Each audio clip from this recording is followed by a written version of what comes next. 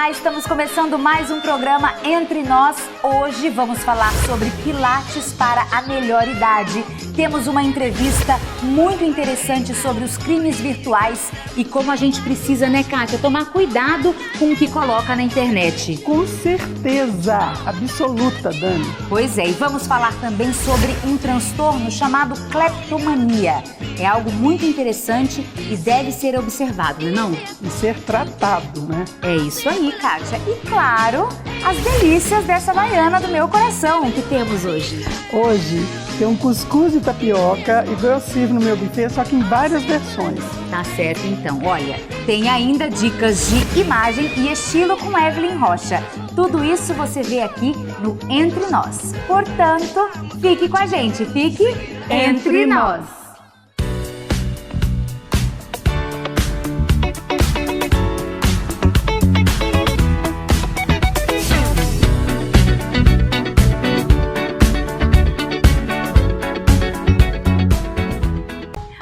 Seja bem-vindo a mais um programa Entre Nós. Obrigada por nos receber na sua casa. Sempre muito bom, né, Kátia? A gente recebe tantos elogios na internet, muito bacana. Suas receitas fazendo um sucesso. Graças a Deus, né, Dani? Olha, vi agora que você também está com uma receita numa coluna da revista Via Turismo. Você viu, menina? Que chique! Receita que nós demos aqui no Dia dos Pais. Maravilha de receita. Chique, ficou lindo, lindo, lindo, gostei de verdade. Mesmo. Bom, agora vamos preparar aqui o nosso ambiente, né, Kátia? Porque temos uma receita fácil. Super fácil. Baiana. Nordestina, de um modo geral. Certo. Né? É um cuscuz de tapioca. Isso aqui, gente, essa tapioca aqui, ó, ela é granulada. Tá vendo? Porque tem a tapioca, o beiju, para fazer o beiju, que ela é fininha, todos derivam da mandioca, Dani. Isso aqui é mandioca. E esse aqui é o cuscuz, a tapioca granulada, que é para fazer esse cuscuz, que dá para fazer um mingau, que qualquer dia eu vou ensinar aqui, um mingau com coco. Nossa, gente do céu! Os meninos vendem na Bahia, assim, nos caldeirões, e vão pondo nas canecas, bem quente, assim, você toma, você começa a transpirar. Uma delícia, Dani. Nossa, então vamos lá. Bom, então a receita de hoje é o cuscuz de tapioca com leite de coco e leite condensado.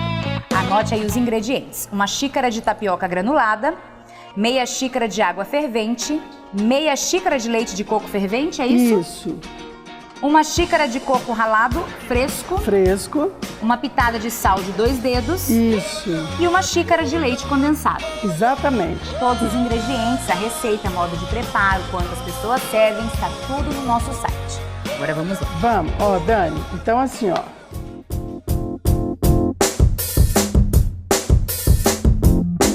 Eu vou colocar aqui a água. Vou esperar ferver. E aí que eu vou colocar o leite de coco. Por quê? Porque eu não quero que o leite de coco ferva muito. Tá. Porque senão ele fica indigesto, tá? Isso é um segredinho meu. Então aqui, ó, vou colocar a tapioca aqui dentro. Gente, isso aqui rende demais, hein? 1 xícara dá pra vocês... Nossa Senhora, rende, Dani? Verdade. Verdade, porque isso aqui é uma comida de índio, né? Isso aqui, então é feito, rende muito, muito, muito. Certo. Tá? E agora, Kátia? A água tá fervendo, olha aqui, ó, tá vendo? Água fervendo. Agora eu vou colocar o leite de coco, misturar e já vou retirar do fogo. Já desliga porque você não quer que ferva o leite de coco. O leite de coco, ó.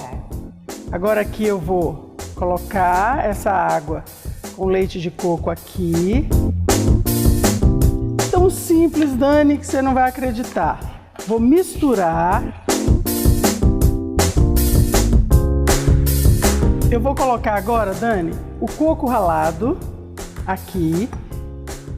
Tá vendo? Vou colocar aqui o coco ralado, que ele já vai soltar o óleo dele. Vou misturar. Ó. Aí eu vou colocar o sal, a flor de sal. Coloca a flor de sal, viu, gente? Que é melhor, ó. Pitadinha de 2 dedos. E agora eu vou cobrir com plástico filme até porque preciso hidratar essa tapioca. E se eu falar com você que a receita é só isso? Quanto tempo tem que ficar coberto aí? Uns 20 minutinhos, tá bom. Eu já trouxe uma já hidratada que nós vamos mostrar. Porque imagina se eu trouxer só isso aqui, tanto de gente para comer, já estão de olho ali. Então deixa uns 20 minutinhos. Obrigada, isso. Deixa 20 minutinhos assim, coberto, tá? E daí é só você montar agora. Você viu que eu não coloquei açúcar.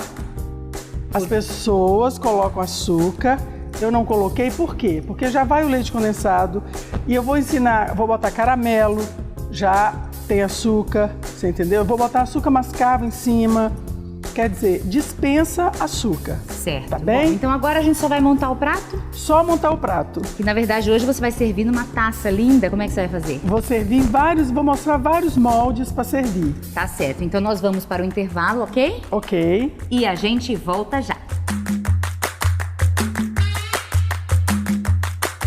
Antigamente se dizia que a internet era uma terra sem lei. O que mudou de alguns anos para cá?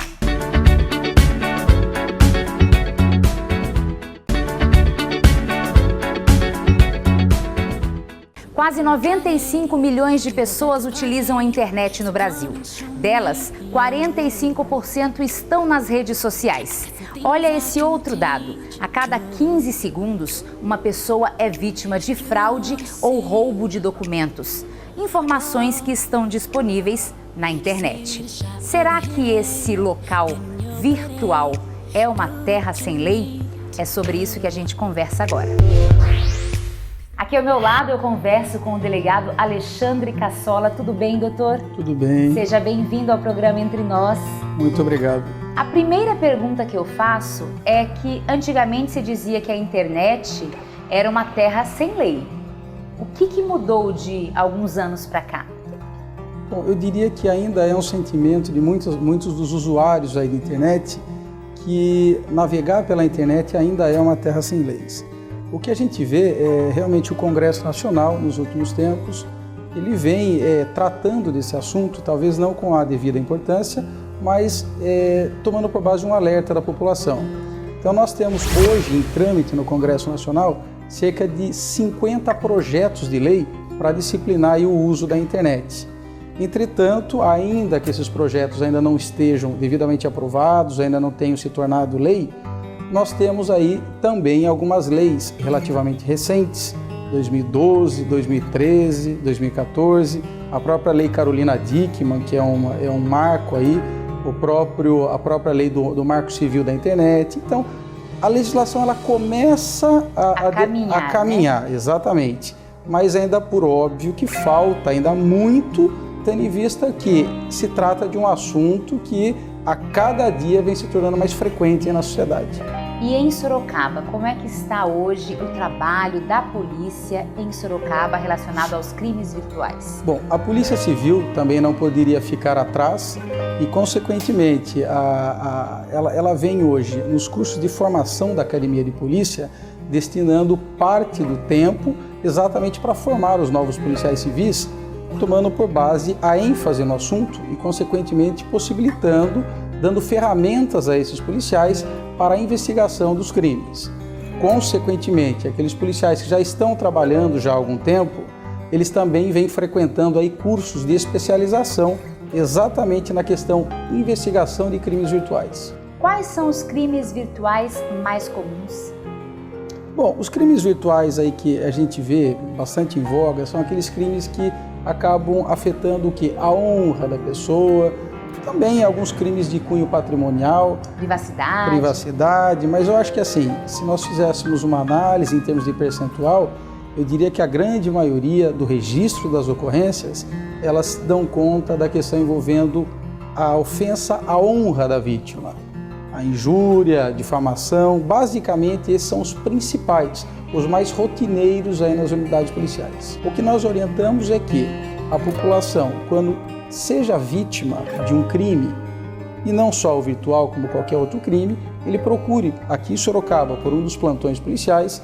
Nós contamos hoje com 2 plantões, plantão Zona Sul e plantão Zona Norte, que estão ali 24 horas para atendimento ao público.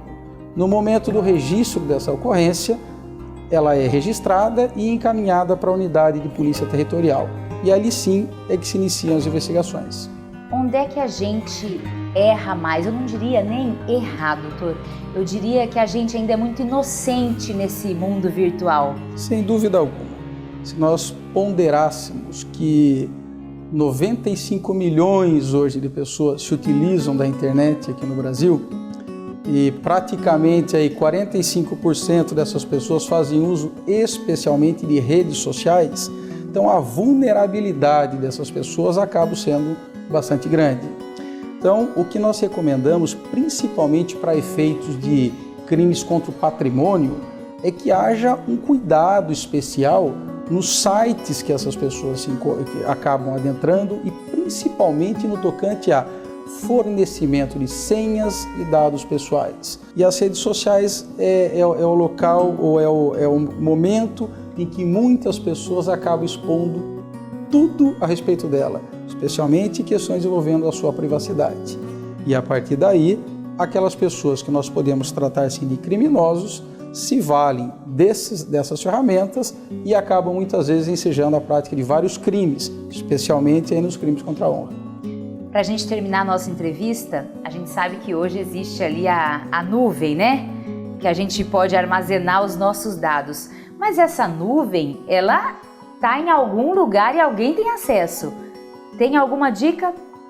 Olha, eu diria que a questão envolvendo a nuvem, ela é delicada, porque as pessoas, quando se valem desse expediente, elas estão imaginando que elas têm os seus arquivos, os seus dados absolutamente guardados a 7 chaves. E, infelizmente, não é bem assim.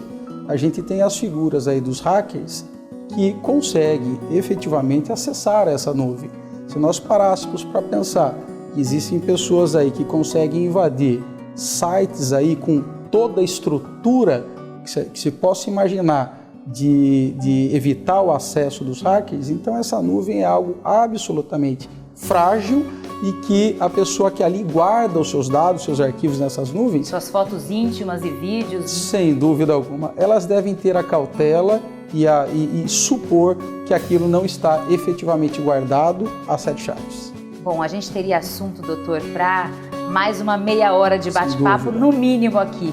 Quero agradecer a sua presença entre nós por essas dicas valiosas para nós e para os cidadãos também de Sorocaba. Dani, eu é que agradeço. Em nome da Polícia Civil aqui de Sorocaba, nós colocamos aí as nossas unidades policiais à inteira disposição de toda a sociedade e a cada vez mais a gente enfatiza e prioriza a questão do policial civil estar empenhado e absolutamente capacitado para a investigação desses crimes virtuais. Tá certo.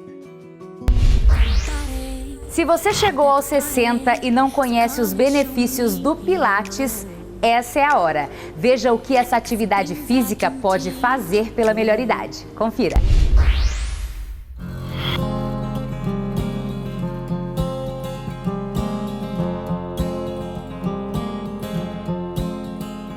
Pilates, como todo mundo fala hoje, uma atividade física, na verdade é um método de condicionamento físico e mental criado por Joseph Humberto Pilates, lá nos primórdios, ao redor de 1920. Né?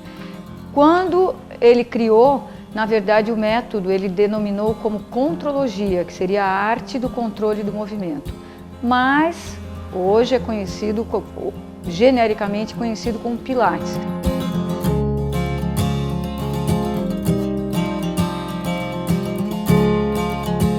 Pilates pode ser feito tanto no chão como no aparelho. Qualquer pessoa pode praticar Pilates, tá? Desde uma criança de 9, 10 anos, sem limite de idade. Sem contraindicação, até porque o método foi feito para ser passado individualmente, então vai sempre levar em consideração a tua necessidade individual. Já faz 5 anos que eu pratico Pilates. Eu procurei o Pilates por recomendação de uma amiga, professora de educação física, que naquela época eu estava tendo crises do ciático. Eu pratico Pilates já há 6 anos. Tudo começou por eu ter um problema de hérnia na cervical. E já tinha feito outras atividades, e não tinha dado resultado. A indicação foi fazer o Pilates para fortalecimento da musculatura. O praticante de Pilates que já se encontra na terceira idade, ele passa a ter uma vida mais ativa, ou seja, ele passa a exercer diariamente atividades com maior esforço físico, tá? Atividades às vezes que ele já nem praticava tanto, como subir e descer escada, percursos a pé que ele não fazia, ele passa a fazer, né? Às vezes volta a praticar um esporte que já não praticava. Quando eu tive essa hérnia na cervical, então eu fui proibido, na verdade, de jogar tênis, pelo menos num período de 3 meses, porque eu poderia ter um travamento durante o jogo e aí sim eu não escaparia da cirurgia. Após isso, fazendo os exercícios, a professora me alinhou, me reforçou, então eu voltei normalmente na prática do esporte e nem lembro mais no problema da cervical.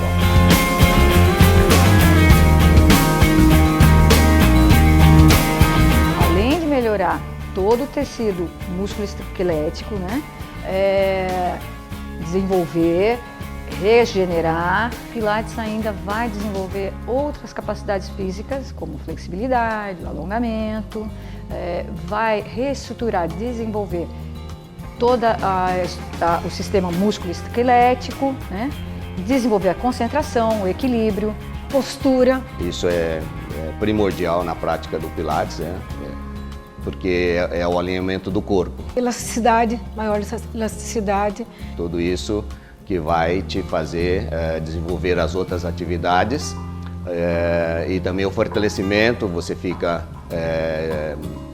mais ágil. Com isso, ele vai passar a ter mais cuidado em posturas erradas, em movimentos errados. Então, ele vai se conhecer melhor o teu corpo, conhecer melhor os movimentos que ele pode e como ele deve fazer esses movimentos para evitar lesões.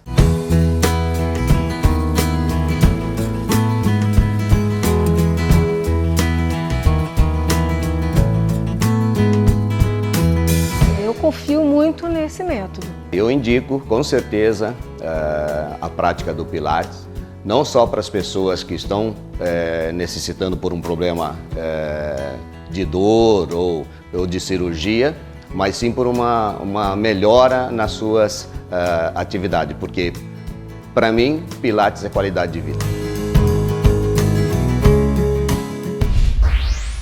Nós vamos para o intervalo rapidinho e voltamos já. Enquanto isso, acesse a nossa página na internet e estamos também nas redes sociais. A gente já volta. Hoje eu vim falar para vocês sobre as peças coringas do armário feminino. Agora eu vou colocar leite condensado nesses aqui. Ó.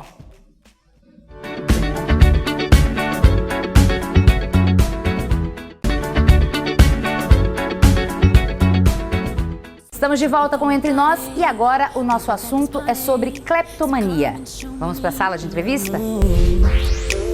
Aqui na nossa sala de entrevista eu converso com a Suzana Costa, que é psiquiatra. Seja bem-vinda, Suzana. Obrigada, tudo bem? Dani, tudo bem. Suzana, estamos falando de cleptomania. Explica para quem está em casa o que é esse transtorno. Esse transtorno é um transtorno raro, mas a gente começando a falar que é um transtorno de controle de impulso. Então você não tem um controle ideal do seu impulso de roubar. É muito antigo, né? É muito descrito já no século XIX e foi considerado como diagnóstico agora nos últimos 15 anos. As pessoas não acreditam muito. Quando a gente fala em cleptomania, eles sempre acham que não tem a ver com um transtorno, com um distúrbio psicológico, que é mais mesmo assim vergonhice, que a gente ouve por aí. É isso que você ouve no seu consultório também? É isso, mas geralmente são pessoas que não aparecem no nosso consultório, então dificilmente procuram um psiquiatra, porque são pessoas que muitas vezes têm consciência disso, outras não. E por alguns motivos, por muito preconceito que ainda existe, raramente eles procuram ajuda. Como é que você chega no diagnóstico? A gente chega no diagnóstico, percebendo o sofrimento, porque precisa ser diferenciado de alguns quadros, como simulação, alguns transtornos maníacos, transtorno alimentar, transtorno ansioso, que também podem cursar com esse comportamento de falta de um controle no impulso de roubar, só que eles não trazem o sofrimento que a cleptomania traz. Então a gente faz o diagnóstico muitas vezes num contexto de tratamento de uma outra patologia. Por exemplo, uma pessoa muito ansiosa. Ou deprimida. Deprimida também? É. Então a gente vai ver que a história é antiga, mas que por algum motivo leva a pessoa a esconder, porque acaba gerando muita culpa, muita vergonha, e isso é um dos fatores que diferencia o quadro dos transtornos de conduta, os transtornos de personalidade antissocial, né? Que muitas vezes tem problema com a polícia. Então, o cleptomaníaco não, ele tem muita dificuldade de controlar esse impulso de roubar. Aí tem uma tensão enorme antes do ato, que é aliviado, satisfeito quando ele consegue adquirir o objeto. O objeto geralmente não é de valor, é um Exatamente, objeto... é o que chama atenção, porque nem sempre ele vai entrar numa loja de joias para roubar uma joia, para furtar uma joia. É algo que realmente não faz diferença para ele, para o bolso, né? Às vezes é um lápis, uma caneta, um perfume, alguma coisa que ele poderia comprar sem maiores dificuldades. Acontece que ele não controla esse impulso, e a hora que ele alivia, ele imediatamente em seguida ele tem muita culpa e vergonha. Então muitas vezes ele não procura ajuda. E quem tem mais esse transtorno? O homem, a mulher? 2/3 dos casos são descritos em mulheres. E no século passado era até engraçado porque eles associavam os distúrbios menstruais aos distúrbios de produção de estrógeno. Hoje em dia já se sabe que isso provavelmente não é verdade, né? Mas 2/3 dos casos são em mulheres entre a faixa etária de 35 anos ou mais. Mas pode surgir antes, na infância, adolescência. A gente já pode ter quadros que simulam isso. Esse distúrbio, esse transtorno ficou muito famoso na época da atriz Winona Ryder, que foi, né, chamou a atenção aí de todo mundo e ninguém entendia, uma atriz bem-sucedida, milionária, e era pegando coisas mínimas mesmo. Roupas, né? Roupas na Quinta Avenida, numa loja da Quinta Avenida. E muita gente famosa, né, com muito recurso financeiro para obter esses objetos, também passaram pela mesma situação. Então, e são descritos em literatura, é descrito, hoje a gente vê em novela, personagens como a Aimee, da Cristiane Torlone na novela América, que levantou muito em questão essa situação e ajudou muito as pessoas a perderem a vergonha para procurar ajuda, né? Uma ajuda especializada que pudesse lidar com essa questão de maneira séria, tranquila. E hoje em dia fala-se num controle dos sintomas, não se fala em cura. Mas somente o controle já traz muita tranquilidade para a gente lidar com uma pessoa que possa viver numa qualidade de vida melhor, socialmente, pessoalmente, em termos do trabalho. E como é que é o tratamento? A gente fala que tem 2 linhas, uma psicoterapêutica mesmo, com psicólogo geralmente, ou o analista que pode propor algumas terapias para controle, né, e uma reformulação dessa questão do impulso.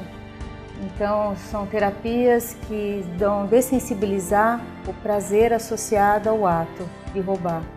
E a outra, se for necessário, a gente entra com medicação. Como a gente estava conversando aqui um pouquinho antes, essas pessoas geralmente procuram um psiquiatra porque são muito ansiosas, podem estar desenvolvendo quadro de depressão, podem ter transtorno de alimentar. Então, a gente, dentro do contexto da história, consegue tratar os outros transtornos e chegar a gente entra com até... medicação, né? Medicação também pode ajudar num determinado momento, mas é longo o tratamento. Agora, você acha que existe quando as pessoas têm esse transtorno, a sensação no momento é o prazer de furtar ou é a adrenalina? O que leva? O que é a angústia e depois o alívio? Então, muitas vezes o pano de fundo desse quadro é uma depressão. Então a gente tem que ver por trás daquela tensão o que existe. Por isso existe o diagnóstico, por isso que existe a investigação e o cuidado do especialista. A outra questão é que essas pessoas, muitas vezes elas não controlam esse impulso, apesar de saberem que esse impulso é inadequado, apesar de temerem um repúdio, temerem a ação de um policial. Serem até julgadas mesmo por isso, né, Sim. criminalmente. Então elas têm muita vergonha, têm culpa, e muitas vezes não procuram ajuda por conta disso, né? Mas existe o sofrimento, esse sofrimento é real. E aí a gente precisa diferenciar daquele que simula esse quadro para não passar por uma questão assim policial mesmo, né? Que fogem de processos criminais simulando quadros que são de uma patologia. Então a gente precisa diferenciar porque é um sofrimento intenso, onde a pessoa precisa de ajuda e muitas vezes não procura. Tá certo. Bom, eu acho que nós esclarecemos um pouco desse transtorno, né, a cleptomania. Obrigada, viu, Suzana? Obrigada a por você, ter vindo Dani, aqui pela ao Entre oportunidade. Nós. Obrigada. Obrigada. Agora vamos falar de moda, beleza, imagem e estilo? Confira as dicas. Olá, pessoal! Hoje eu vim falar para vocês sobre as peças coringas do armário feminino, pois elas são capazes de multiplicar aqueles looks que a gente tem lá no guarda-roupa.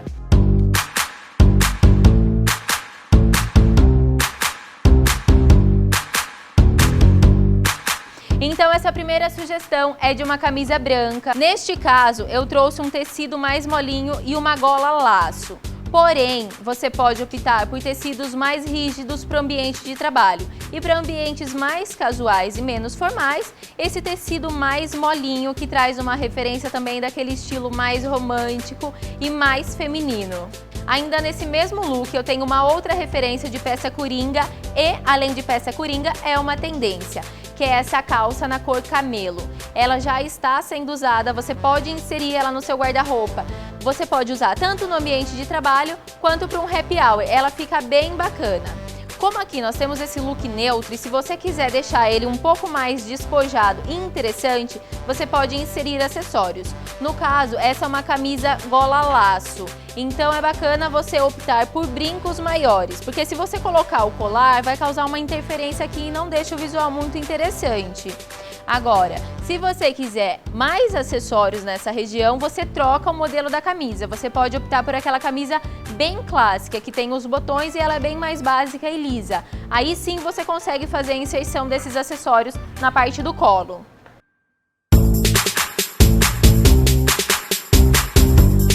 O vestido preto é uma peça versátil no armário feminino. Ele pode ser levado desde o ambiente de trabalho até a festas noturnas. Neste caso, eu tenho essa opção, que é um vestido que traz um pouco mais de curvas e referências do estilo sexy. Então não é indicado para o mercado corporativo. Agora, se for para eventos mais noturnos, ele fica muito interessante, pois além de ele ficar justo ao corpo, ele também tem esse decote que acaba valorizando e trazendo curvas para a mulher.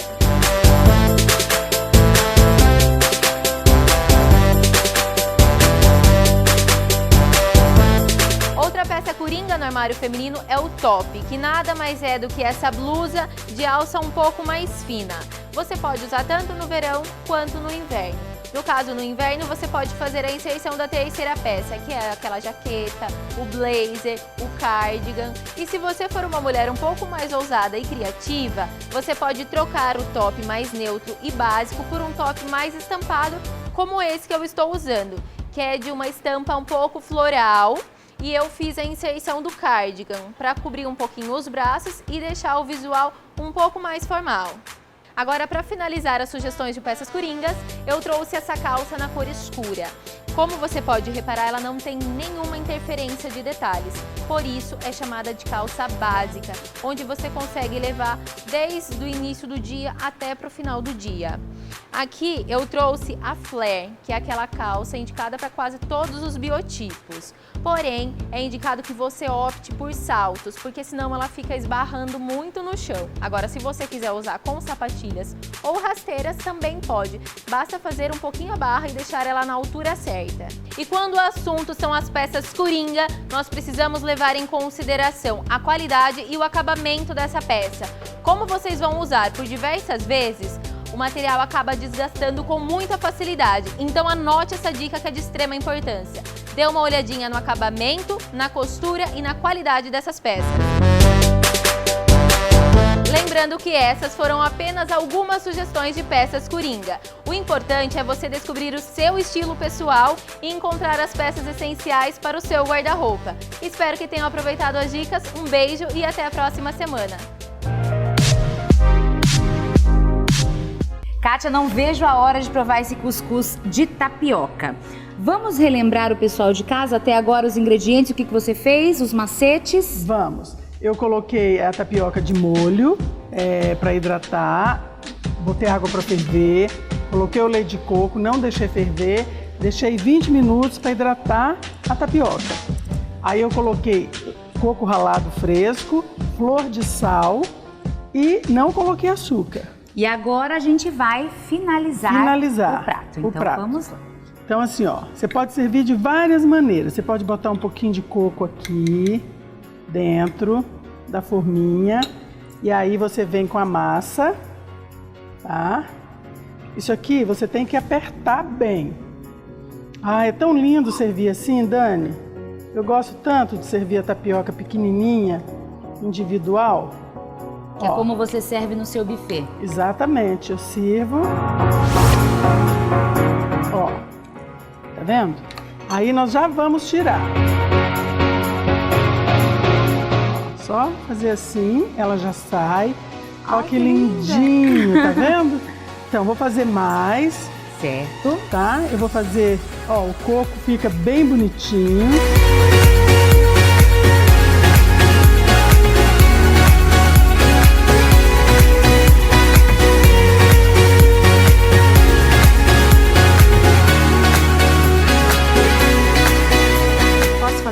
Pode, óbvio. Pode usar essa? Pode. Lembrando que é bom, Dani, você sempre molhar a forminha quando você vai fazer com água normal, tá? Enquanto você faz aí, eu vou fazer uma outra. Então é só colocar o coco no fundo. Só colocar um pouquinho só de coco. Só. Aí vem na massa. Vem na massa e aperta, ó. Tá vendo? Vou deixar você colocar a massa aqui, tá bom? Ó, você pode colocar, apertar e virar. Ó que lindinho, Dani. Pode encher a colher. Dani, isso aqui é uma xícara de tapioca. Tudo isso? Tudo isso. Pode encher mais e apertar. Uma cola, né, Kátia? Parece. É a mandioca, né, Dani? Pode botar mais, viu? Para ele ficar bem gordinho assim, ó. As pessoas amam. A gente aperta bem. Aperta bem. Será que tá bom? Tá bom, assim, bem assim. Agora é só virar. Só virar. Tem que passar a faca. Eu gosto de passar a faquinha antes. Aí você vira. Nossa, cola até a faca. Mas só passar assim um pouquinho. Ai, que lindo. Que desajeitado que. Gostei de fazer. A mãe de Rafa e de João aí.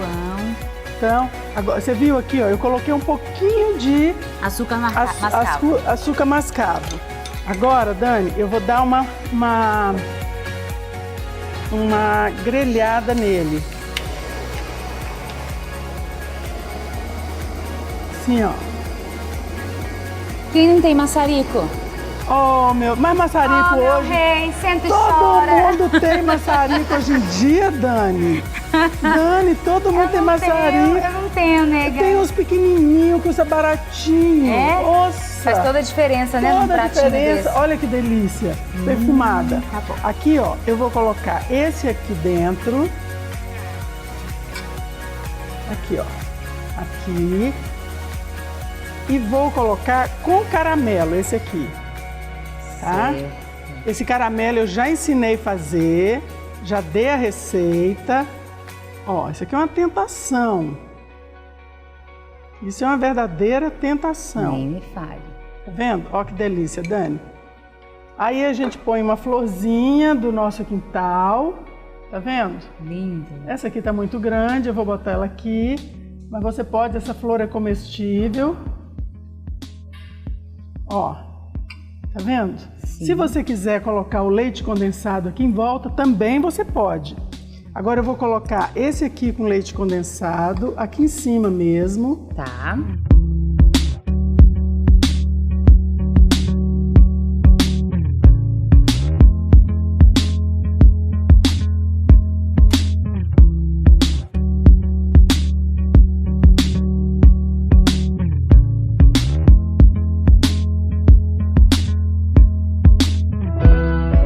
Agora eu vou colocar leite condensado nesses aqui, ó, aqui dentro, tá vendo? Tem como ser ruim isso? Ó, Dani, tá vendo? Nesse aqui eu vou colocar caramelo, nesse, vou colocar um caramelozinho assim, ó, como quem não quer nada. Eu vou ter que provar dos dois, para falar pro pessoal de casa se eu preferi com caramelo ou com leite condensado, porque eu sempre comi com leite condensado. É, então, mas aqui eu tô inovando, né? Tô dando uma inovada. Ó, vamos colocar umas florzinhas aqui, só para Enfeitar o tabuleiro. enfeitar o tabuleiro da baiana.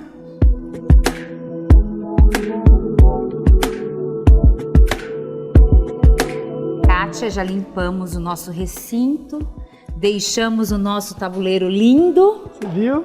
Olha, gente, então tem de caramelo e tem de leite condensado. Posso provar? Pode Legal. provar, claro. Experimenta esse com leite condensado.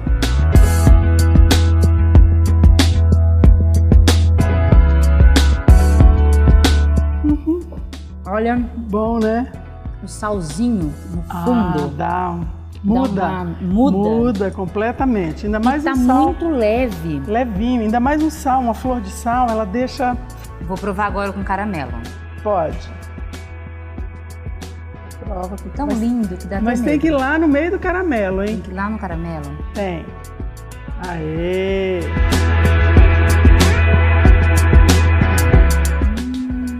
Viu com caramelo? Olha,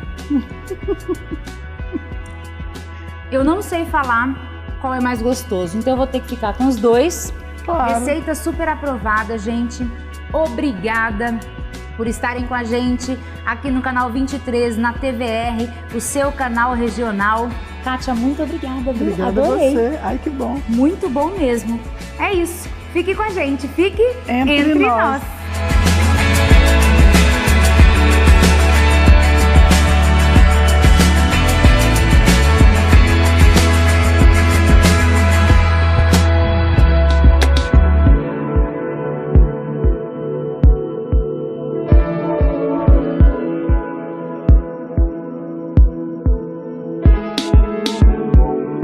Então, Dani, eu trouxe assim, ó, vários jeitos de servir, tá? Eu Vamos vou- lembrar pro pessoal de casa, então, rapidinho que Kátia, não vejo a hora de provar essa... Cuscuz e tapioca. 3, 2, 1.